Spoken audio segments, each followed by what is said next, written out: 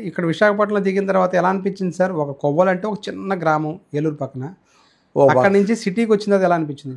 ఒక పక్క ఎక్సైట్మెంట్, ఒక పక్కన డాక్టర్ చదువుతాం అనేది ఒక ఎక్సైట్మెంట్, ఒక పక్కనేమో ర్యాగింగ్ చేస్తారనే భయం, ఇంకొక పక్కేమో కొత్తగా బెరుకుగా ఉంటాం, ఓ పక్కనేమో ఇంగ్లీష్ మాట్లాడాలి, మనకేమో రాని భాష, అది ఎక్కడ ఇంగ్లీష్లో మీడియం ఇప్పుడు లేదు. చాలా కష్టపడ్డామండి ఇంగ్లీష్ కోసం, బట్ తెలియలేదు ఎందుకనో. మరి ఆ సబ్జెక్ట్ అట్లా ఉందో తెలియదు, కానీ మాకైతే ఆ సబ్జెక్టు ఇంగ్లీష్లో ఉంది, మన ఇంగ్లీష్లో రాయాలి, ఇంగ్లీష్లో ప్రతిదీ మాట్లాడాలి అన్న ఒక టఫ్నెస్ మాకైతే నాకు ఎప్పుడు ఫీల్ అవ్వలే.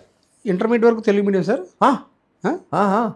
తెలుగు మీడియం నుంచి సడన్గా ఎంబీబీఎస్కి ఇంగ్లీష్ మీడియం. ఇంగ్లీష్ మరి అలవాటు పడ్డారా? చెప్పటం ఇంగ్లీషు, పుస్తకాలు ఇంగ్లీషు, ఏది మాట్లాడినా ఇంగ్లీషు, ప్రొఫెసర్స్ అందరూ ఇంగ్లీషు, అక్కడ అందరూ మిగతా స్టూడెంట్స్ అందరూ ఇంగ్లీషు. మలాటోళ్ళు 10-15 మంది ఉండేవారు, 150 మందికి. హాస్టల్ తీసుకుని ఉన్నారా సార్? హాస్టల్లో ఉండేవాడిని. హాస్టల్లో కూడా ర్యాంక్ అది బాగా చేసేవారు గట్టిగా.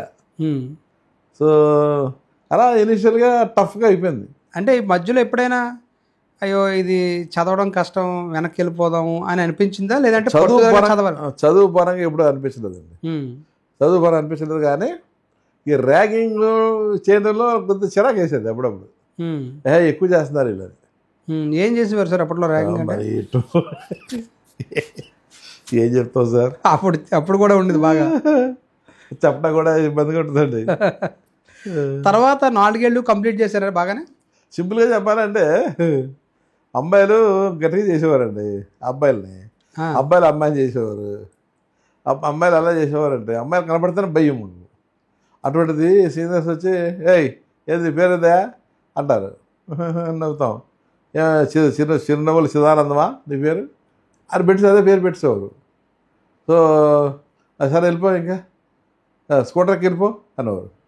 స్కూటర్ లేదు కదండి, ఉందనుకో ఎక్కువయ్యా, స్కూటర్ ఉందని వెళ్ళిపో. స్కూటర్ ఉందని వెళ్ళిపోవాలండి. స్కూటర్ ఎలా వస్తుంది సౌండ్? కొట్టు. స్కూటర్ ఎలా స్టార్ట్ అవుద్ది మేడం? కాలుతో కొట్టు. ఇలా కొట్టి డ్రర్ అను, ఇయ్యని కొట్టు, వెళ్ళిపో.